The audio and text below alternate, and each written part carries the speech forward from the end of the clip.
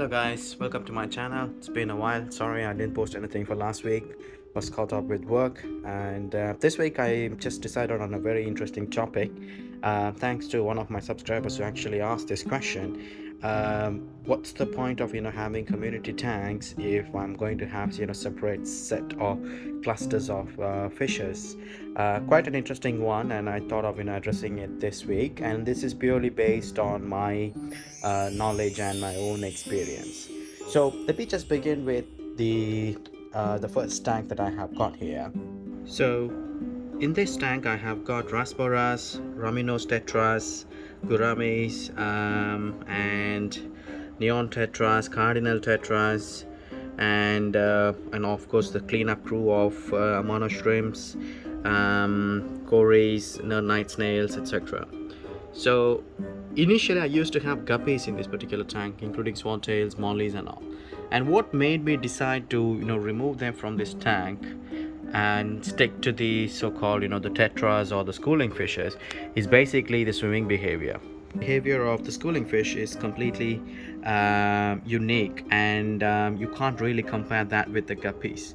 So if I were to show you a quick comparison, so you can see all these particular fishes are swimming at a certain depth. At the same time, they have a certain pattern in their swimming, and they are swimming in groups.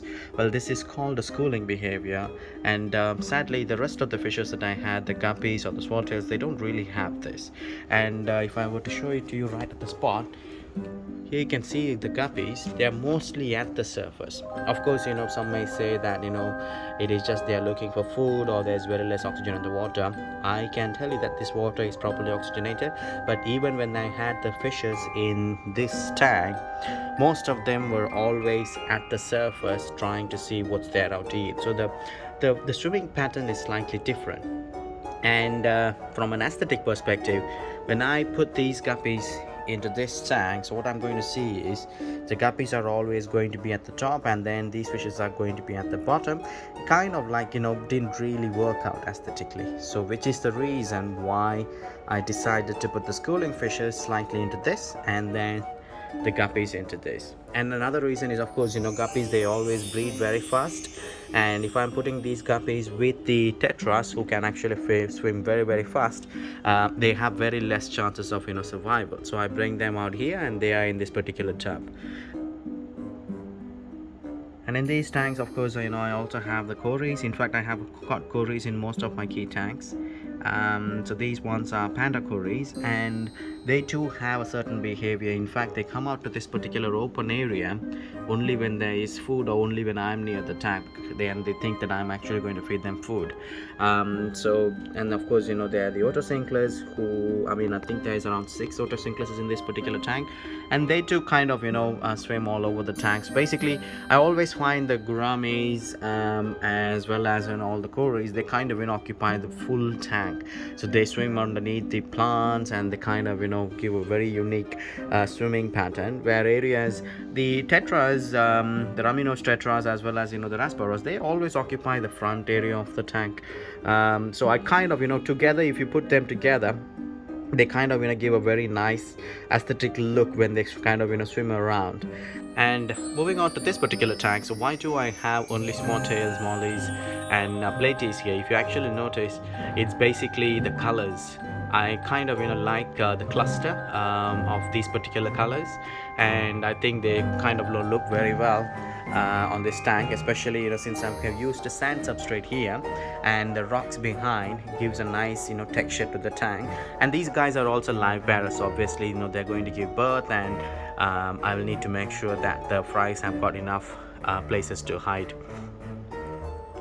I did try bringing a few guppies from the bottom tub to this particular tank, and to be really honest, it didn't really look that well.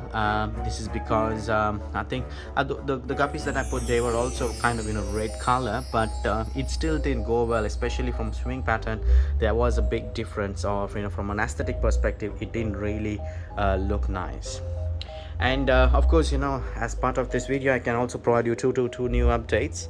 The gouramis in this tank, they were moved to that tank, and those are the ones that you just saw now. These are rice fishes, my new additions. Actually, I'm still experimenting with them. And yes, there is also one endler guppy there, and I'm still trying to kind of experiment, because my initial plan was just to put endler guppies, and then I bumped into these rice fishes, and I just want to give it a try. And I definitely do like them. It's been 2 weeks since I've had them, and they do bring a very nice look to the tank. And this is a heavily planted tank, and mainly for our shrimp, so it's kind of like a combined shrimp plus fish tank. And of course, I didn't put any of the tetras here, and mainly because the shrimps never showed up when the tetras were around, and also even when the gouramis were around, the shrimps never surfaced. They were always hiding. But at least with the rice fishes and the guppy fishes, they seem to be quite comfortable. And moving on to the last tank, we have got Danios here. These are also my latest additions. Again, it's been 2 weeks since I bought these guys, and definitely in love with these fishes. Again, a schooling fish, but their swimming behavior is completely different from that of the tetras. Otherwise, I would definitely add these fishes to the main tank, but these guys are very fast, very fast. And in fact, when it comes to feeding behavior, let me see if I can show you. They are very fast, and they kind of like jumping very fast for their feeding. Can you see? So definitely not something that I would be expecting in the main tank, and probably I'll try to keep them here. And I think this tank is quite complete. So by the way, what happened to the beta that was here actually passed away, so this is my replacement. And just as an update, my other guy is doing fine. He's enjoying his life here.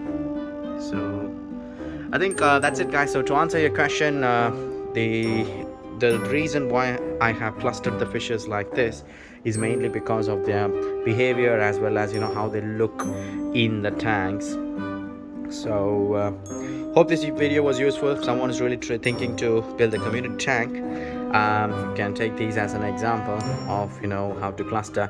But I will not really recommend putting every fishes there together just because they are compatible. You need to take care of the fact that different fishes have different swimming patterns, so from an aesthetic perspective, it needs to look really good with the tank. And so I mean, you can try to put them all into one, but again, depends upon your preference. But I do not really like the tank to have a very messy look, or fishes swimming all over the place without kind of any pattern or behavior on it.